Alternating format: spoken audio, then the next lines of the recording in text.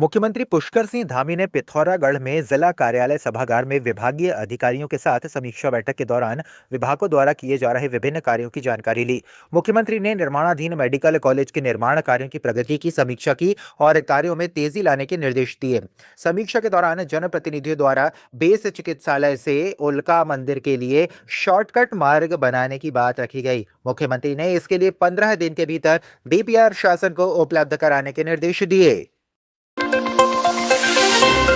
खबर जनपद उधम सिंह नगर के जसपुर से सामने आ रही है, जहां जसपुर सामुदायिक स्वास्थ्य केंद्र के चिकित्सा अधीक्षक व तहसीलदार ने पुलिस टीम के साथ जसपुर नगर में छापामारी की, जिसमें जसपुर नगर की लक्ष्मीपुरा खेड़ा रोड पर 2 दुकानों में बिना काम के चल रहे नर्सिंग होम पर अवैध रूप से चल रहा था। नर्सिंग होम में बाहर से ताला लगाकर अंदर महिला चिकित्सक द्वारा किसी महिला का गर्भपात किया जा रहा है, जिस पर संयुक्त टीम ने तालाबंद चिकित्सालय का ताला तोड़कर शटर उठाया तो नर्सिंग होम में महिला चिकित्सक समेत महिलाएं नर्सिंग होम के अंदर मिलीं, जिससे प्रशासन भी हक्का बक्का रह गया। नर्सिंग होम में गर्भपात से जुड़े औजार भी और मशीनें भी बरामद की गईं, जिसमें एक महिला का गर्भपात किया जा रहा था।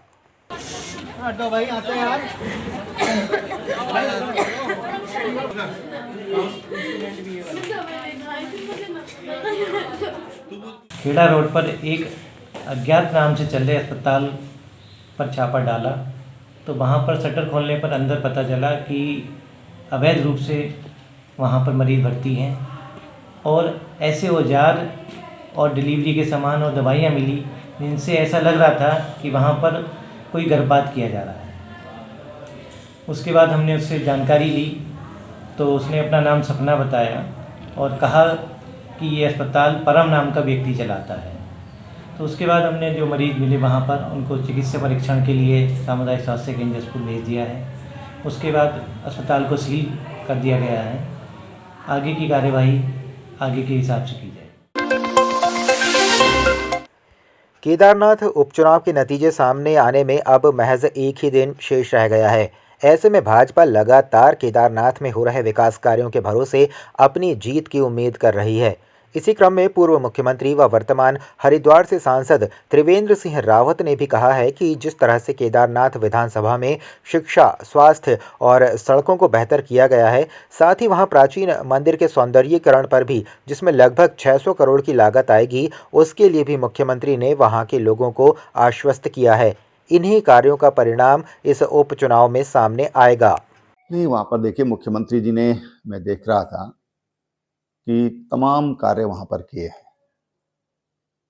चाहे स्वास्थ्य के लिए हो, सड़कों का होगा या शिक्षा की दृष्टि होगा, या वहाँ पर जो हमारे प्राचीन मंदिर हैं उनके उद्धार के लिए, उनके सौंदर्यीकरण की दृष्टि से लगभग मुझे लगता है कि ये सारे कार्य लगभग 600 करोड़ उन पर खर्चा आएगा। और मुख्यमंत्री जी ने वहाँ की जनता को आश्वस्त किया है कि ये काम हम लोग करेंगे। तो मुख्यमंत्री जी के जो कार्य हैं उसका परिणाम इस चुनाव में सामने आ जाएगा। केदारनाथ विधानसभा के उपचुनाव की मतगणना के लिए पूरी तैयारियां कर ली गई हैं। प्रदेश के अपर मुख्य निर्वाचन अधिकारी विजय कुमार जोगदंडे ने बताया कि सुबह 8 बजे से ऊखीमठ में मतगणना शुरू होगी। उन्होंने कहा कि मतगणना के लिए सभी तैयारियां पूरी कर ली गई हैं। साथ ही सुरक्षा की दृष्टि से पूरी मतगणना स्थल को 3 जोनों में बांटा गया है। मतदान कर्मियों को मतगणना के लिए ट्रेनिंग की प्रक्रिया भी पूरी हो गई है। उन्होंने कहा कि मतगणना सुबह 8 बजे से शुरू होगी और लगभग 1:30 से 2 बजे तक प्रक्रिया संपन्न होगी। मतगणना की तिथि जो है 23 तारीख निर्धारित है। उसके लिए सभी जो मतगणना कार्मिक है उनका तैनाती का कार्रवाई पूर्ण किया जा चुका है। उसके उपरांत जो भी वहाँ पर मतगणना के लिए टेबल की आवश्यकता होती है उसकी संख्या निर्धारित किया गया है। ईवीएम काउंटिंग के लिए वहाँ पर 14 टेबल तैनात किया गया है। इसके अलावा जो electronically transmitted postal ballot counting होती है उसके लिए 10 टेबल अतिरिक्त वहाँ पर तैनात किया गया है। सभी कार्मिकों का रैंडमाइजेशन का कार्रवाई संपन्न किया जा चुका है और जो पोस्टल बैलेट्स प्राप्त होंगे उसके लिए भी अतिरिक्त जो एआरओ नामित करने होते हैं उसकी अनुमति भी निर्वाचन आयोग से प्राप्त हो गई है। मतदान केंद्र पर पर्याप्त संख्या में पुलिस बल का तैनाती सुनिश्चित किया गया है। वहाँ पर जो भी हमारे सीआरपीएफ और जो जो CPMF होती है उसकी तैनाती सुनिश्चित की गई है और 3 घेरों में वहाँ की सुरक्षा को तय किया गया है। सबसे अंदरूनी घेरा में जो सेंट्रल पैरामिलिट्री फोर्स होती है उसको तैनात किया गया है। मिडिल कॉर्डन में जो है जो आम पुलिस होती है उसको तैनात किया गया है और आउटर घेरे में पुलिस को तैनात किया गया है। उसके जो भी आउटर लेयर होगा उसके अंदर कोई भी व्यक्ति विदाउट अपना आई कार्ड या ड्यूटी पास के बिना एंट्री नहीं कर सकते हैं। देवभूमि उत्तराखंड में 4 धाम यात्रा के समापन के बाद अब शीतकालीन यात्रा शुरू करने की मांग उठने लगी है। वहीं शंकराचार्य स्वामी अविमुक्तेश्वरानंद का कहना है कि सरकार को 4 धाम यात्रा के शीतकालीन गद्दी स्थल पर शीतकालीन 4 धाम यात्रा शुरू कर देनी चाहिए। वहीं इस बाबत बद्री केदार मंदिर समिति के अध्यक्ष अजेंद्र अजय का कहना है कि सरकार शीतकालीन गद्दी स्थलों पर 4 धाम यात्रा शुरू करने के लिए मूलभूत विकास अवस्थापना के लिए कार्य कर रही है। मुख्यमंत्री पुष्कर सिंह धामी के नेतृत्व में प्रथम चरण के कई कार्य पूर्ण होने की ओर हैं।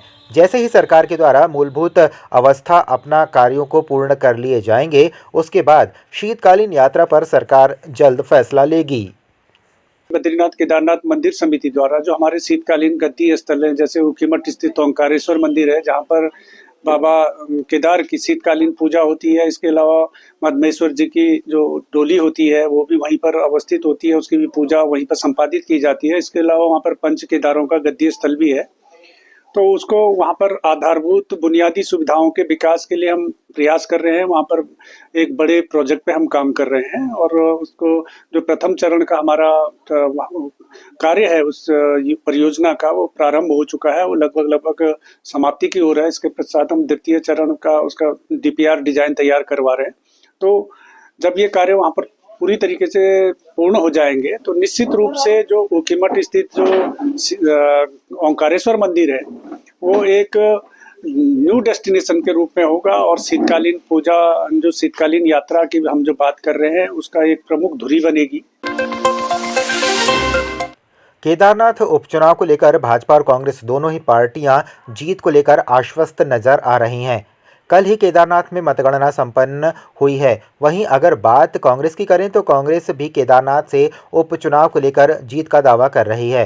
कांग्रेस की प्रदेश प्रवक्ता डॉक्टर प्रतिमा सिंह ने कहा कि जीत कांग्रेस की ऐतिहासिक होगी, क्योंकि यह केदारनाथ के स्वाभिमान की लड़ाई है जिसे वहां की जनता ने लड़ा है। जीत है वो ऐतिहासिक होगी और वो ऐतिहासिक जीत कांग्रेस पार्टी की होगी, क्योंकि ये केदारनाथ धाम के स्वाभिमान की लड़ाई है जिसे वहां की जनता ने लड़ा है। जनता उनसे पूछ रही है कि भाई हमारे केदारनाथ बाबा के धाम का सोना कहाँ चला गया, चांदी कहाँ चली गई, और केदारनाथ धाम जिसका एक स्वरूप है, जो एक मान्यता पुराणों में जिसकी मान्यता है, आप उस धाम की कॉपी कहीं बनाने का प्रयास कर रहे हैं। इससे आप उस धाम की महत्ता को कम करने का जो असफल प्रयास कर रहे हैं, ये भी जनता समझ चुकी है और बिल्कुल ऐतिहासिक जीत होगी और ऐतिहासिक जीत कांग्रेस पार्टी की होगी।